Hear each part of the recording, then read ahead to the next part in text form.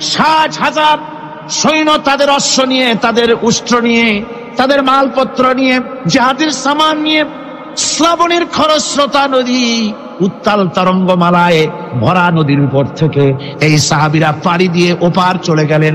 ওপার যাওয়ার পরে হযরতে সাদ বলছেন, তোমাদের কেউ কি হারায় গেছে নাকি? সবাই এদিক ওদিক তাকায়, খুব করে বলল, মানুষ তো দূরের কথা, একটা উট আর ঘোড়াও একটাও হারায় যায় নাই। একজন বলল, আমার একটা পেয়ালা, যে পেয়ালা আমি পানি পান করতাম, সেই পেয়ালাটা তুফানে ছিটকে কোথায় চলে গেছে, ওইটা হারায় গেছে। হযরতে সাদ বলেন, মুজাহিদের কোন জিনিস দরিয়া নিতে পারে না, অবশ্যই তা ফেরত আসবে। এই কথা তিনি বলতেছিলেন, হঠাৎ করে দরিয়ার কিনারে একটা আওয়াজ হলো, দেখা গেল তুফানের ভিতরে সেই হারানো বাটিটা তাদের মধ্যে বেরিয়ে এসেছে।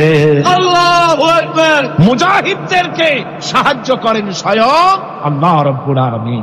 আফ্রিকার জঙ্গলের কাছে ভিন্ন ইতিহাস, জঙ্গলের কাছেই মুসলমানদেরকে থাকতে দেওয়া হয়েছিল। মনে করা হয়েছিল জঙ্গলের সমস্ত হিংস্র প্রাণীরা এই মুসলমানদের শেষ করে দেবে, যুদ্ধ করা লাগবে না। হযরতে সাদ সে অবস্থা বুঝতে পারলেন, তিনি একটা মঞ্চ তৈরি করলেন।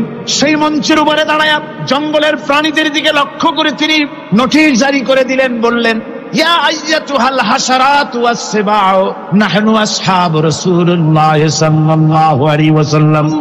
হে জঙ্গলের হিংস্র প্রাণীরা, আমরা আল্লাহ রাসূলের সাহাবী, ফাইন্না নাজিলুনা ফামান ওয়াজাদনা বাদাহু কাতালনাহু। আমরা রাসূলের সাহাবী, এইখানে আল্লাহর দ্বীনকে কায়েম করার জন্য আমরা এসেছি, আল্লাহর কলেমার আওয়াজ নিয়ে আমরা এখানে রাত কাটাবো।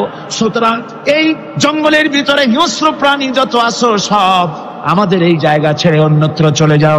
আফ্রিকার জঙ্গলি মানুষেরা চিন্তা করলো, মানুষের কথা কি জঙ্গলি প্রাণীতে শোনে নাকি, পাগলে কয় কি? তারা তাকায় তাকায় দেখলো, হযরতে সাদের এই ঘোষণার পরে বাঘের কাতারে বাঘ, সিংহের কাতারে সিংহ, সাপের কাতারে সাপ, যার যার ডিম আর বাচ্চা গুলি মুখে কামড়ায়া সাহাবীদের এলাকা ছেড়ে দিয়ে তারা অন্যত্র চলে গেল। আমার মুসলমান ভাইরা, এই ছিল মুসলমানদের ইতিহাস।